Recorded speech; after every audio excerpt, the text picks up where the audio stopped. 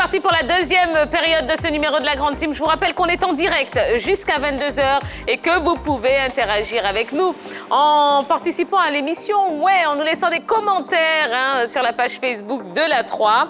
Et n'hésitez pas à passer le message autour de vous. Oui, on est disponible sur le canal 203, StarTime 740, la TNT numéro 3 ou encore sur l'application RTI Mobile. Voilà, on a beaucoup de choses à vous proposer. On va parler, on va vous donner les dernières nouvelles concernant les obsèques de Diego Maradona. Mais avant cela, on va parler lutte, messieurs, dames. Oui, et pour cela, il est temps de recevoir sur le plateau de la Grande Team le patron de la lutte en Côte d'Ivoire. Il est le président de la Fédération ivoirienne de lutte. Merci de l'accueillir comme il se doit. Il s'appelle monsieur Honoré Alou.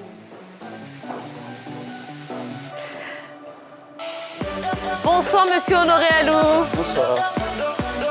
Comment allez-vous? Bien, merci. Je vais bien. Bon, on est ravis de vous accueillir.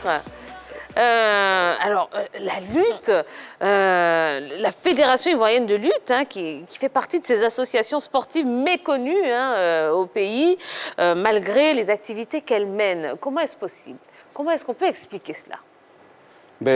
Avant tout, permettez-moi de vous dire merci pour l'occasion que vous donnez à la Fédération ivoirienne de lutte de parler de ses activités, de son actualité.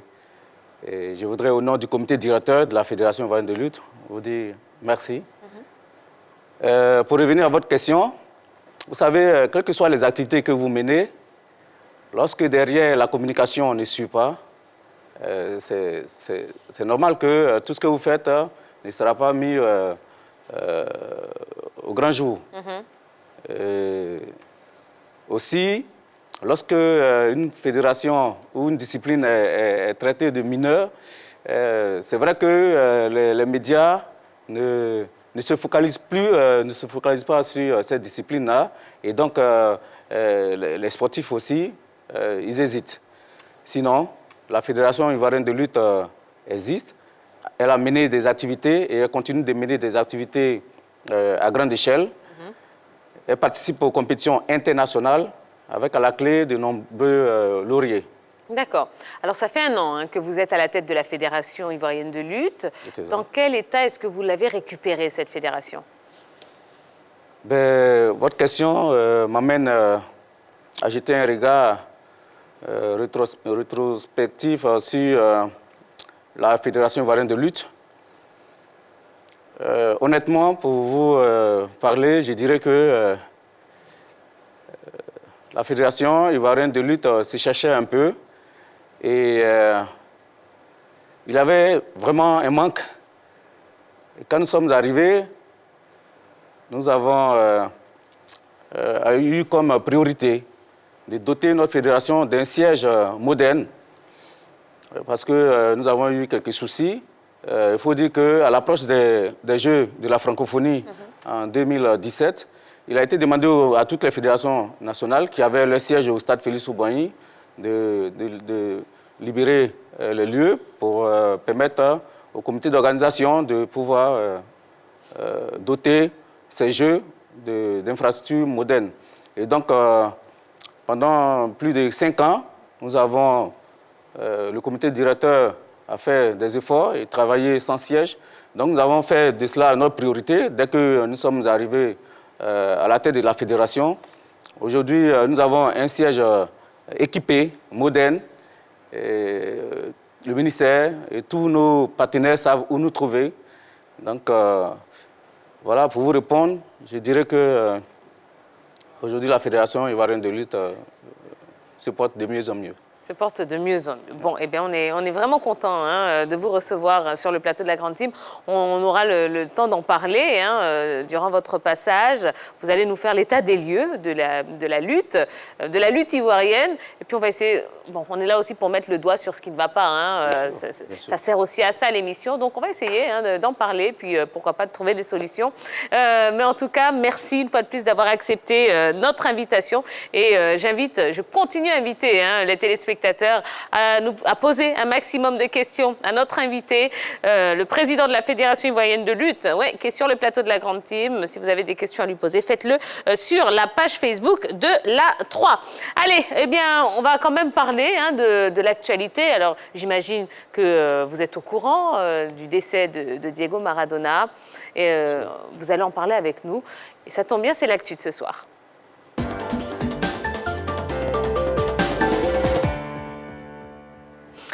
Et 24 heures après la mort de Diego Maradona, les hommages continuent d'affluer de partout. El Pibe de Oro a marqué le football mondial de par son talent, mais ces nombreuses phrases qui ont entaché cet immense talent, et c'est ce côté peu reluisant de l'homme que nous allons évoquer ce soir.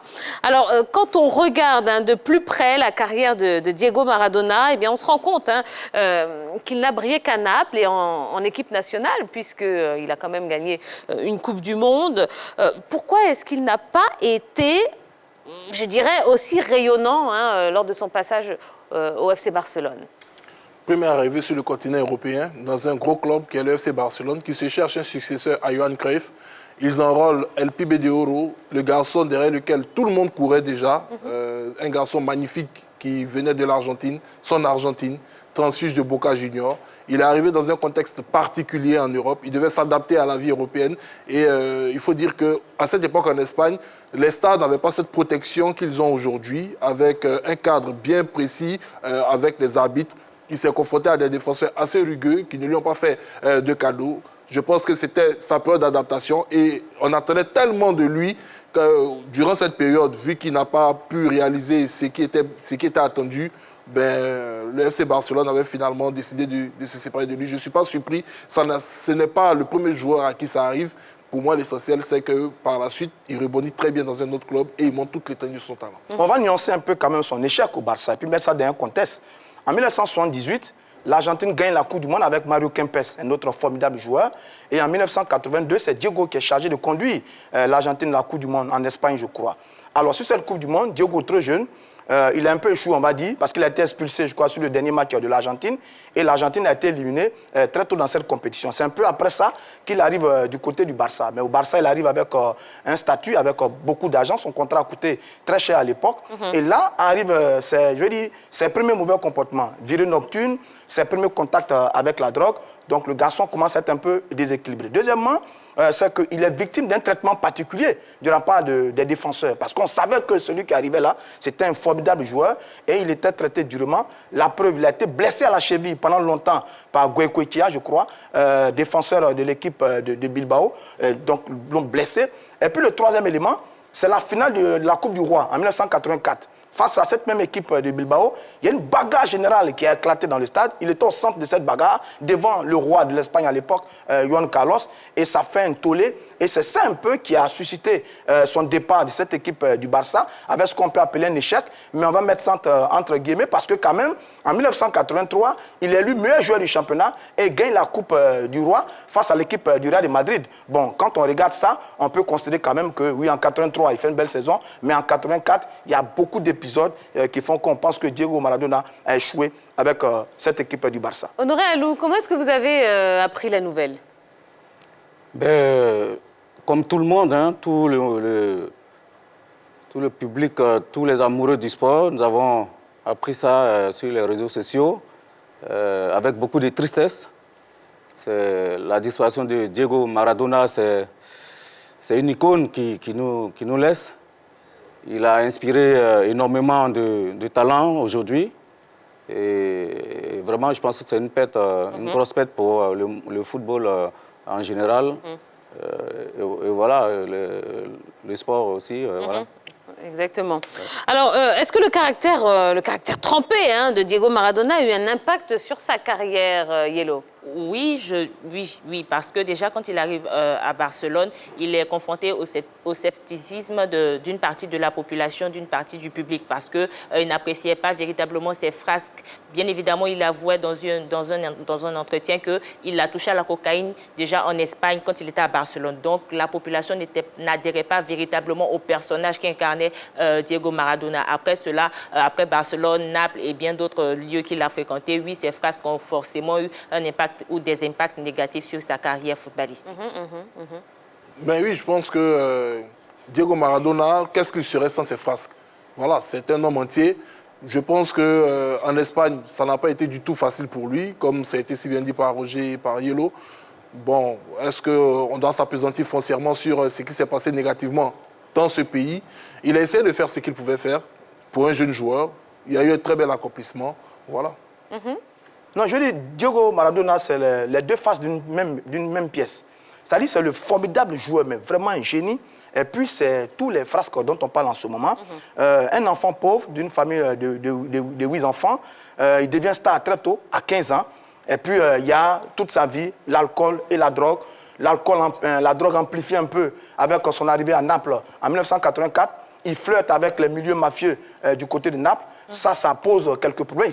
Il fait des saisons exceptionnelles avec l'équipe de Naples, mais à côté, il y a ce Diego-là qui a fait plusieurs cures de désintoxication, qui d'ailleurs à la Coupe du Monde en 1994, il a disputé 2 matchs. Il a fait un match formidable face à la Grèce, il a mis un super but plein de canne en 1994. C'était la Coupe du Monde de la rédemption. Malheureusement, il avait été testé positif au dopage. Encore Diego Maradona, même à la Coupe du Monde en 1994. Donc ce sont les deux faces. Le génie, le génial, le merveilleux, le Dieu, comme on l'appelle. Et puis à côté, tous ces problèmes de drogue, d'alcool, mais aussi d'infidélité, parce que très souvent, ça a souvent été associé aussi au nom de Diego Maradona. Alors, j'allais dire, Dorgelès Kofi s'est amusé à nous faire un petit tableau de toutes les frasques de Diego Maradona. Bon, c'est pas si drôle que ça, finalement. Pas si drôle. Bonsoir, Tia. Bonsoir. Bonsoir, la team. Salut, Bonsoir, Président. Bonsoir. Allez, Tia, on va commencer par cette date 1982. Un coup de pied irresponsable, un coup de sang qui restera dans la mémoire, on va dire même dans les mémoires, alors que son Argentine est en train de perdre 3-0 contre le Brésil, rival de toujours. Diego Maradona perd son sang-froid juste après un pied très haut de João Batista sur l'un de ses coéquipiers. L'Argentin s'empresse de donner un coup très violent dans le ventre du Brésilien. Carton rouge logique pour le numéro 10. 1984, bagarre générale contre Bilbao.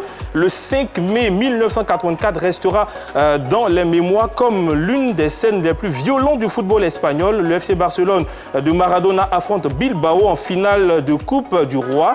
Ciblé par les défenseurs, certainement très irrité par la défaite de son équipe, l'Argentin vrille et déclenche une bagarre générale. D'un coup de pied tout droit sorti d'un film de karaté, il assomme le gardien adverse Andoni et se lance à l'assaut d'autres joueurs. Il s'agira de son dernier match avec le FC Barcelone. 1986, la main de Dieu. Cette scène représente la malice et le génie du joueur argentin pour certains et son vice et manque de fair play pour d'autres. Lors de la Coupe du Monde 1986, Maradona semble marquer un but de la tête face à l'Angleterre, mais le ralenti montrera que c'est de sa main que le ballon est entré dans les buts.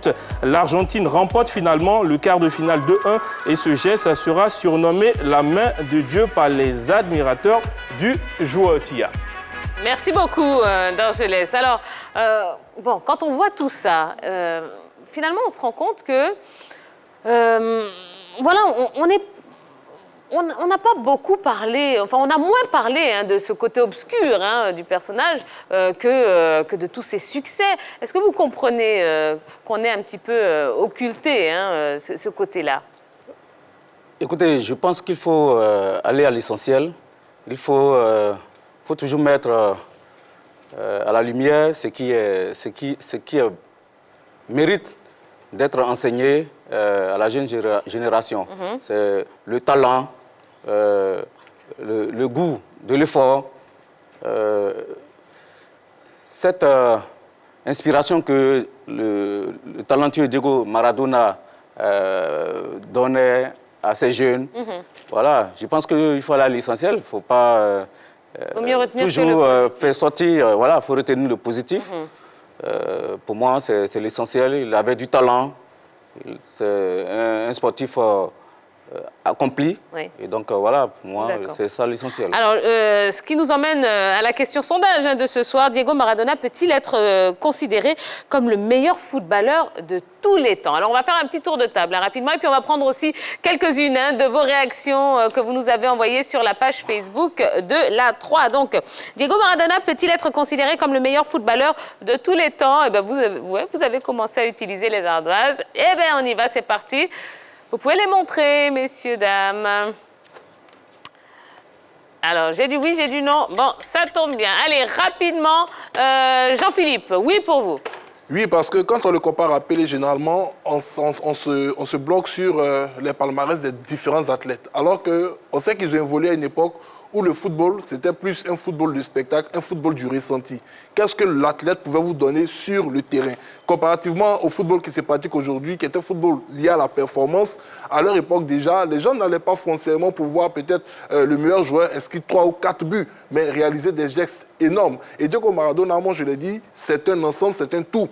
Il était celui qui était considéré comme ayant permis à l'Argentine à lui tout seul de remporter une Coupe du Monde, ce qui n'est pas le cas de son illustre dévancier qui est Pelé. Parce que Pelé, on estime, surtout les spécialistes qui ont regardé les différentes Coupes du Monde, que le Brésil était capable de remporter ces Coupes du Monde sans le génie brésilien. Donc quand on regarde déjà ce que l'homme a accompli dans sa carrière, surtout en équipe nationale, quand on voit ce jeune garçon filmé tout petit, avec, comme on appelle du côté de l'Argentine, et qu'il se prédit une destinée de champion du monde avec ce pays, rebondir après Mario Kempes, je pense, comme on le dit, qu'il peut, pas forcément qu'il est, être considéré comme le meilleur joueur du monde. Ouais, vous savez que moi il a bercé mon enfance et mon adolescence quand même, Diego Maradona. C'est un formidable joueur, mondial 86, mondial 90. Ce qu'il fait à Naples, c'est très bien, c'est vrai. Mais j'avoue que je le placerai en deuxième position derrière Pelé. Parce que Pelé, c'est un peu le pionnier, quoi. C'est le premier qui donne le ton. C'est le premier qui apporte la révolution. À 17 ans, en 1958, il explose, il enchaîne avec 3 Coupes du Monde, 62, 70. Oui, Pelé, c'était une autre dimension qui a fait peut-être quelques beaux gestes aussi dans cette histoire de la Coupe du Monde de football. Mais derrière, je pense que Diego, avec son pied gauche magique, n'est pas très très loin de Pelé. D'ailleurs, les internautes l'ont désigné meilleur footballeur du siècle. Quand la FIFA désignait Pelé meilleur athlète, meilleur footballeur du siècle, et le CIO, le Comité international olympique, désignait le roi Pelé meilleur athlète du siècle devant tous les autres athlètes de toutes les disciplines. Donc oui, je pense que Pelé est numéro 1 et Diego va peut-être rester numéro 2 derrière le roi Pelé. Bon, en tout cas, qu'on pense qu'il soit le meilleur footballeur de tous les temps ou non, eh bien, en tout cas, il aura eu des obsèques à la hauteur de sa personne et de son talent. Et c'est pas... Enfin, voilà, justement, le maire de Naples a proposé qu'on baptise le stade de la ville du nom de la légende du Napoli. Eh bien, c'est fait, il l'a proposé, ça a été accepté. Donc, le stade de Naples s'appelle désormais le stade Diego Maradona. Voilà. Et donc là, c'était San Paolo, pardon. Voilà, exactement. C'est tout à fait mérité. Voilà. Allez, on va revenir à notre invité de ce soir. Donc, on parle de la Fédération ivoirienne de lutte. Quelles actions est-ce que vous avez entreprises depuis que vous êtes arrivé à la tête de cette fédération, il y a 1 an? Écoutez, nous sommes là depuis 1 an, parce que nous avons été élus le 16 novembre 2019. Nous avons compris qu'il faut mettre l'accent sur la communication. Non seulement la communication, mais encore il faut aller vers ceux qui font des choses bien. Nous avons, dans un premier temps, envoyé un collaborateur en France qui a eu des signes de travail avec le président de la Fédération française de lutte. Il a eu des signes de travail avec le président de l'Union des fédérations francophones de lutte et aussi avec l'un des plus grands clubs de lutte en France, Bagnolet 93, toujours dans l'objectif de signer une convention avec l'UFFL, qui est l'Union des fédérations francophones. Et tenez-vous bien, en décembre, dans la période du 21 au 28 décembre 2020, le président de l'Union des fédérations francophones sera ici, à Abidjan, pour la signature de cette convention. D'accord. Nous avons aussi, au nom des actions, organisé 3 formations. Une à l'intention des présidents de clubs, une autre à l'attention des secrétaires généraux des clubs et encore une troisième à l'attention des entraîneurs des clubs. Sur le plan social aussi, avec l'avènement de la crise sanitaire, la Fédération ivoirienne de lutte a assisté ses membres en vivre et en non-vivre. D'accord. Donc, tout ça, c'est très bien. Hein, mais aujourd'hui, on aimerait savoir comment se porte la lutte ivoirienne. On en est où, je veux dire, à l'échiquier continental et puis mondial? Ben, je vous remercie pour votre question. Au niveau continental, la Fédération ivoirienne de lutte a toujours su tirer son épingle du jeu. Nous revenons de tout temps des compétitions continentales avec des médailles. En 2020, tout récemment, en février, juste avant la pandémie, nous étions en Algérie avec 3 athlètes et nous sommes revenus avec 2 médailles.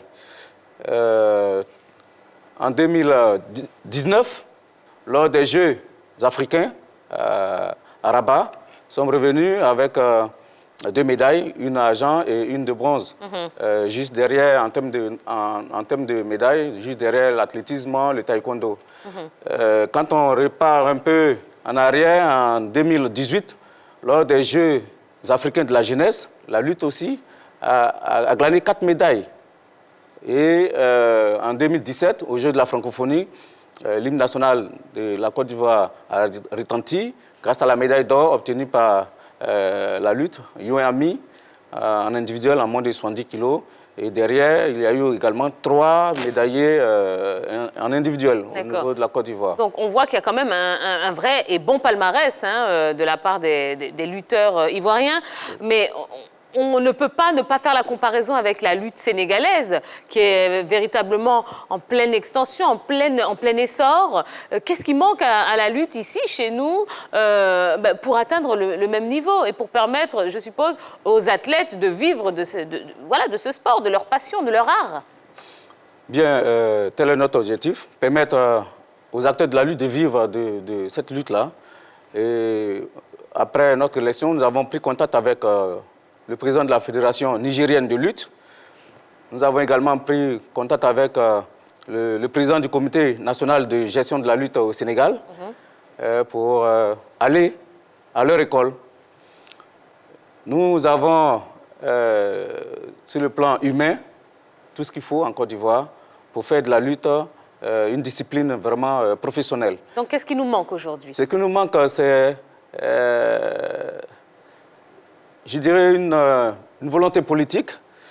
Vous voyez, au Sénégal, on a fait de la lutte une discipline reine.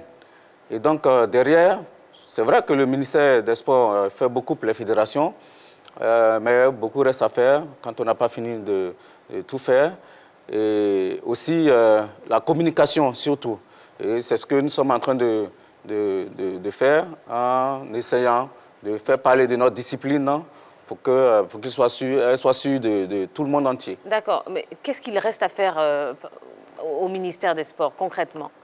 Écoutez, pour organiser de grands tournois, des compétitions majeures, il faut un soutien institutionnel, un soutien financier.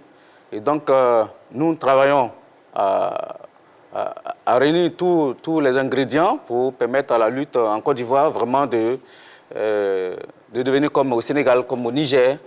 Voilà. Et déjà, nous collaborons parfaitement avec la communauté nigérienne et sénégalaise et malienne et burkinabé vivant en Côte d'Ivoire, qui ont fait de la lutte vraiment leur discipline première dans leurs pays respectifs.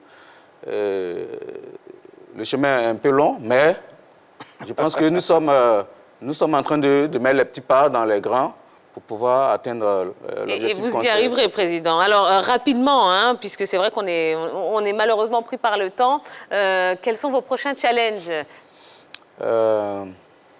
Déjà, nous sommes en train de préparer le championnat d'Afrique 2021, qui sera un véritable test pour nos athlètes qui vont participer au tournoi de qualification Afrique-Océanie en vue des Jeux Olympiques Tokyo 2021. Nous avons en liste 2 athlètes, Yoami et Manuel Urich, qui sont des habitués des podiums sur le plan continental. Nous préparons aussi des tournois d'envergure, ici même à Abidjan, des tournois de lutte, dans le courant mai et juin 2021. Et nous préparons aussi, voilà, nous sommes en train de signer des coopérations avec ces fédérations sœurs, les fédérations qui sont en avance sur nous, pour faire d'Abidjan vraiment l'une des capitales de la lutte sur le continent. Eh bien voilà. Eh bien, merci beaucoup, monsieur le président de la Fédération ivoirienne de lutte. Allez, un dernier petit mot à l'endroit de ceux qui découvrent peut-être cette discipline. Qu'est-ce que vous pourriez leur dire? Mais très rapidement. Très rapidement, pour les déjà, venir permettez-moi de dire un grand merci au ministère des Sports, au Comité national olympique qui vraiment accompagne la Fédération ivoirienne de lutte. Et inviter tous les sympathisants, tous les amoureux de la lutte à nous rejoindre tous les dimanches au Parc des Sports de Treichville pour revivre l'ambiance. À quelle heure? À quelle heure? À 15h, à partir de 15h, pour revivre l'ambiance des Jeux de la francophonie en 2017. Tous les dimanches à 15h? Tous les dimanches. Vous y serez? Oui. Eh bien, super. Eh bien, voilà, le rendez-vous est pris. Merci beaucoup, Président. Merci. Et vous revenez quand vous voulez pour nous parler de la lutte et puis nous montrer les médailles, évidemment, que vous allez continuer de glaner. Pas de problème. D'accord. Allez, on va marquer une nouvelle pause. On va se retrouver dans un instant. Merci en tout cas à notre invité. Merci Honoré Alou, président de la Fédération ivoirienne de lutte. On va se retrouver juste après la pub pour parler de l'ultime hommage rendu à Sidi Diallo. La grande team y était. On vous expliquera tout. Ne bougez surtout pas.